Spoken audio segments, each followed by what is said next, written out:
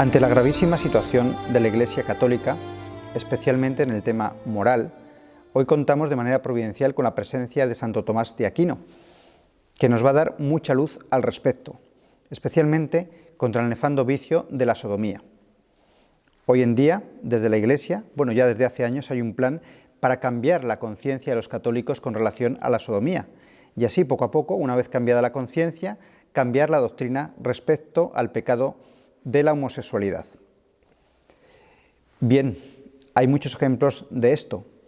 La presencia de los sodomitas en la plaza de San Pedro, en la Basílica de San Pedro, con relación a la apertura del año jubilar, la audiencia a James Martin. Hay un constante bombardeo por parte de la jerarquía, concretamente de la Iglesia docente, de parte de la Iglesia docente, sobre la homosexualidad. Entonces, al respecto, este bombardeo, este proselitismo homosexual hay que combatirlo, y nadie mejor que Santo Tomás de Aquino para hacerlo. Concretamente vamos a hablar de la doctrina del doctor Angélico en la carta a los Romanos, en el capítulo 1, versículos del 26 al 32, donde aborda este nefando pecado. Muchas gracias, Fray Tomás, por estar aquí. A usted por invitarme. Es un gran honor para nosotros tener al más grande de la cristiandad entre nosotros. Usted no necesita mucha presentación.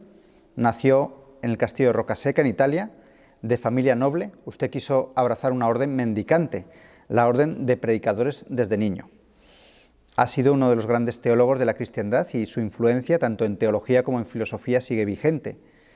Su gran mérito ha sido aunar la doctrina, la filosofía de Aristóteles con la teología cristiana.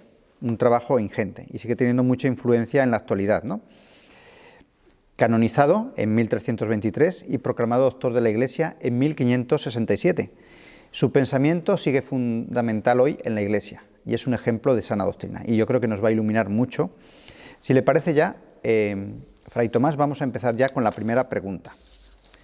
Maestro, ¿dónde aborda usted concretamente el pecado contra natura en su comentario a la carta a los Romanos? Como muy bien ha dicho en su presentación, en los versículos 26 al 32 del capítulo 1 a la carta a los Romanos, pero creo que sería conveniente empezar por hablar de los versículos anteriores para centrar mejor el tema. En estos versículos se habla de impiedad, idolatría y castigo. Maestro, usted comenta que San Pablo primero demuestra que los gentiles conocieron la verdad de Dios y sin embargo cayeron en impiedad e injusticia. ¿Cuál es la tesis de fondo? Que son inexcusables. No pueden ampararse en la ignorancia, porque lo cognoscible de Dios les era manifiesto. Y con todo, no le glorificaron como a Dios, ni le dieron gracias. ¿Pero la ignorancia no se puede excusar? Sí y no. Excusa cuando es principio de la falta y no proviene de otra culpa, como quien tras la diligencia debida yerra sin querer. No excusa cuando es consecuencia de una culpa previa, como el homicidio cometido en embriaguez.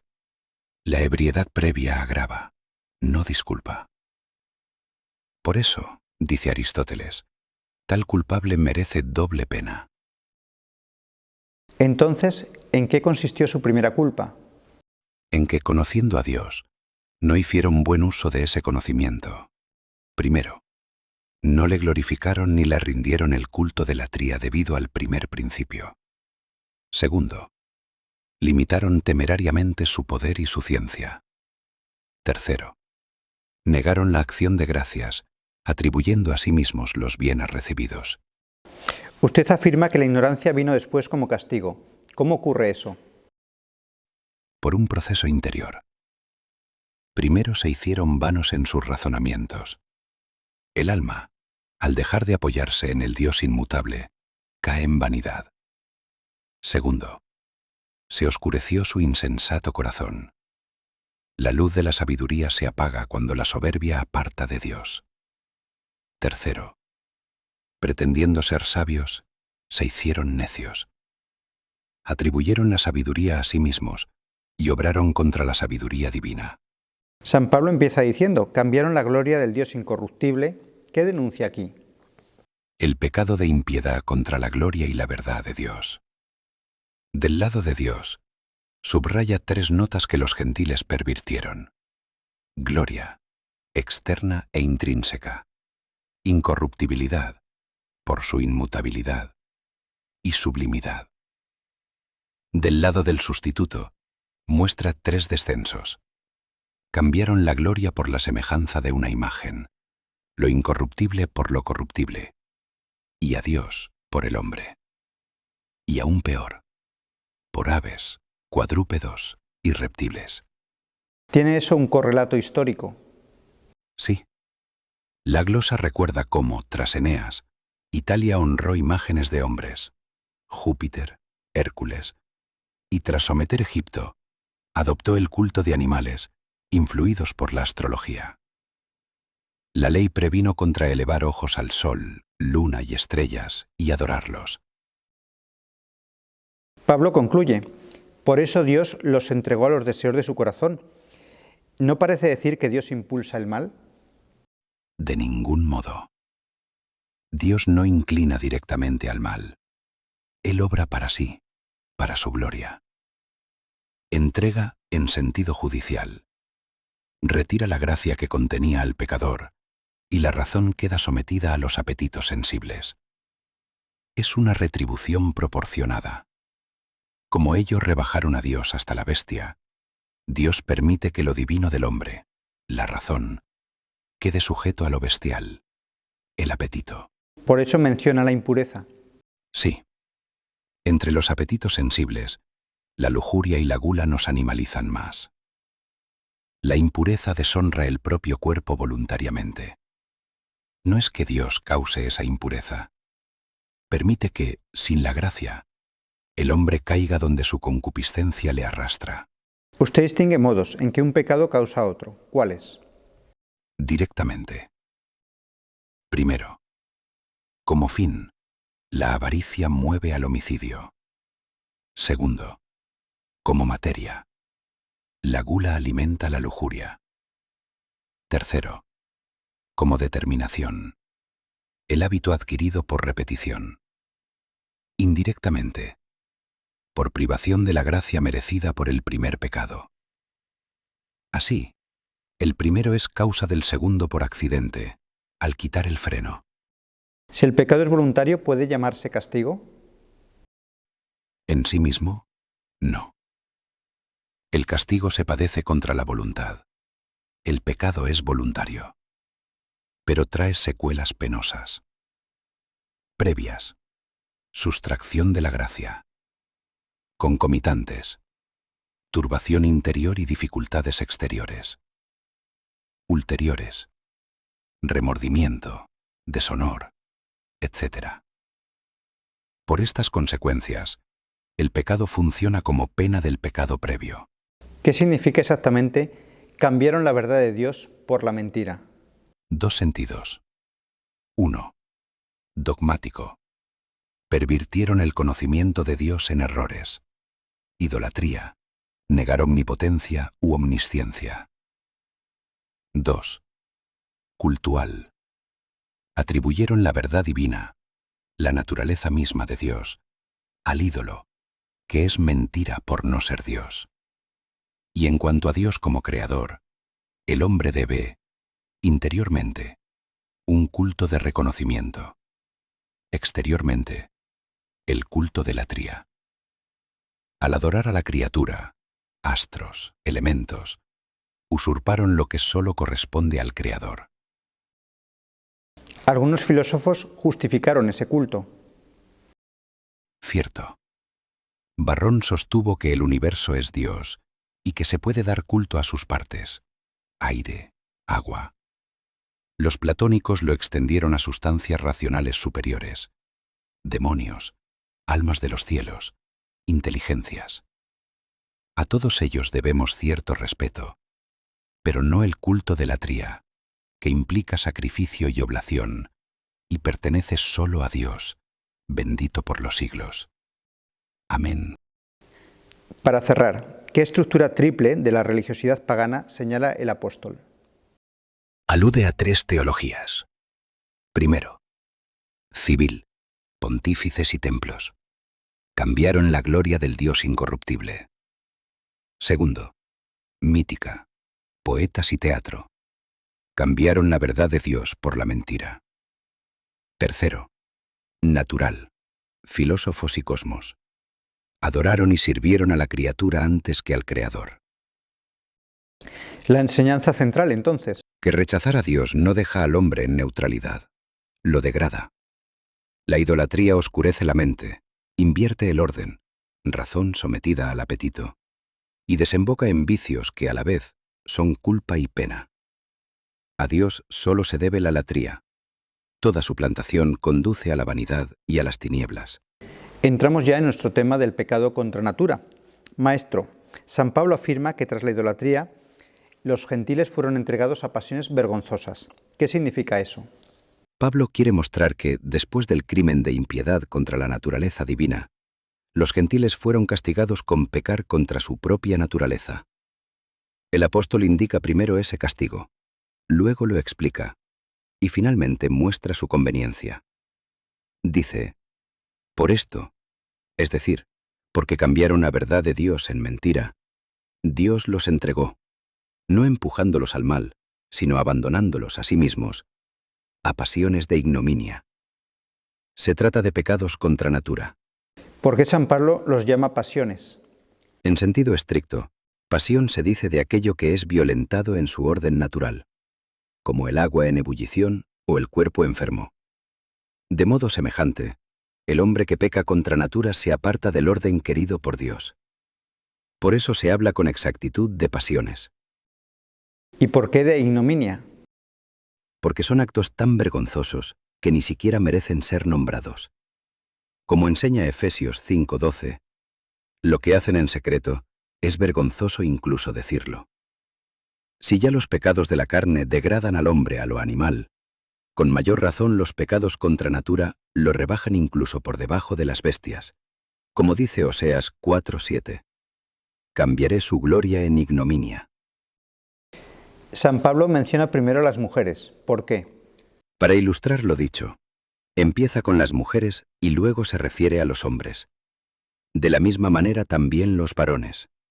Dice, sus mujeres cambiaron el uso natural por otro contra natura. La Escritura confirma que la naturaleza enseña lo que es debido. Primera a los Corintios 11:14. Y que los pueblos pervirtieron la ley eterna. Isaías 24:5. ¿Qué significa exactamente contra natura? Algo puede ser contra la naturaleza del hombre de dos maneras. Primero, en cuanto a su diferencia específica, que es la razón. En este sentido, todo pecado es contra la naturaleza humana porque contradice la recta razón. Así dice San Juan Damasceno que el ángel, al pecar, se apartó de lo que era conforme a su naturaleza. Segundo, en cuanto a su diferencia genérica, que es ser animal. Según la intención de la naturaleza, la unión sexual busca la generación. Por tanto, todo acto sexual que no pueda ordenarse a la generación es contra la naturaleza. La glosa lo dice claramente. El uso natural es que varón y mujer se unan en un mismo acto generador. La unión entre individuos del mismo sexo es contra natura. Lo mismo todo acto que no pueda llevar a la generación. Y respecto a los hombres, ¿qué señala San Pablo? Dice, de la misma manera también los varones. Renunciaron a la unión natural y se encendieron desordenadamente, como dice el Salmo 117:12. Se abrasaron como fuego entre espinas. Dominados por la concupiscencia, varón con varón cometieron torpezas. Ezequiel 16:37. Pablo afirma que recibieron en sí mismos la retribución de su extravío. ¿Cómo se entiende esa retribución? El castigo fue proporcional a la culpa. Recibieron en sí mismos la degradación de su propia naturaleza, la justa retribución de su extravío. Es decir, así como ultrajaron la naturaleza divina al adorar a las criaturas, también ultrajaron su propia naturaleza en su cuerpo. La palabra retribución aquí significa toda paga, incluso del mal. Así lo vemos en Romanos 6:23. La paga del pecado es la muerte. ¿Por qué San Pablo relaciona estos pecados con la idolatría? Porque los pecados contra natura son el castigo más grave y manifiesto de la idolatría. Según la tradición, estos vicios comenzaron en tiempos de Abraham, cuando apareció el culto a los ídolos. Así lo atestigua la historia de Sodoma en Génesis 19. También progresaron junto con la idolatría, como relata 2 Macabeos 4:12, respecto a Jasón y los jóvenes corrompidos cerca del templo. San Pablo añade, y como no quisieron reconocer a Dios, ¿qué significa esa afirmación?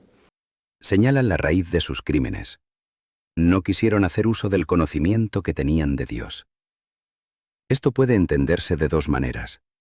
Primero, que pudiendo conocer a Dios por la razón y las criaturas, no quisieron reconocerlo para poder pecar con más libertad. Job 21:14. Segundo, que no quisieron reconocer que Dios conoce los actos humanos. Salmo 93:7. Por eso Dios los entregó a un sentido depravado, no al sentido externo, sino al juicio interior que guía las acciones. Cuando este juicio se corrompe, el hombre llama bien al mal y mal al bien, como dice 2 de Timoteo 3:8. Corruptos de entendimiento.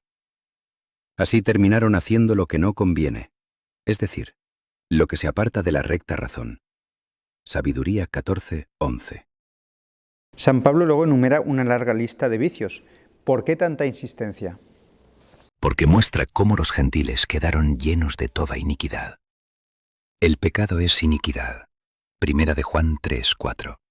Y ellos no pecaron solo en un punto, sino en todos. Sabiduría 14:27. La lista incluye pecados de transgresión contra los preceptos negativos y pecados de omisión contra los positivos.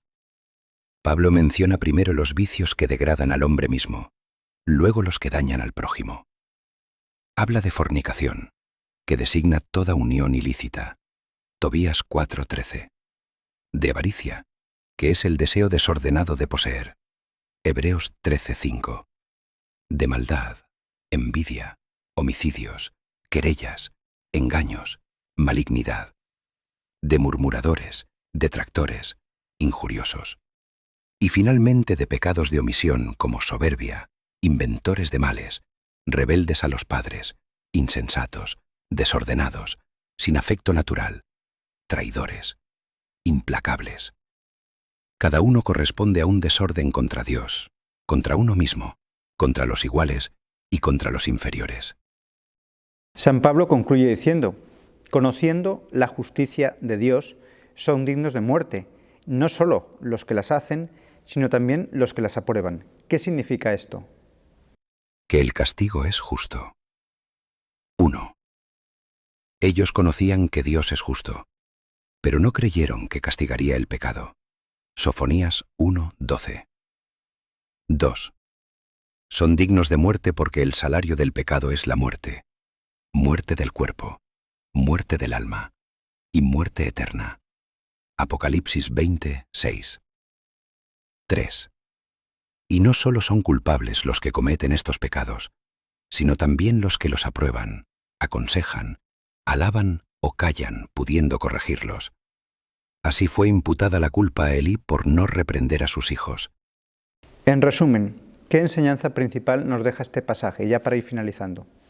Que el desprecio de Dios lleva al hombre a despreciarse a sí mismo. El pecado contra natura no es solo una culpa, sino también un castigo.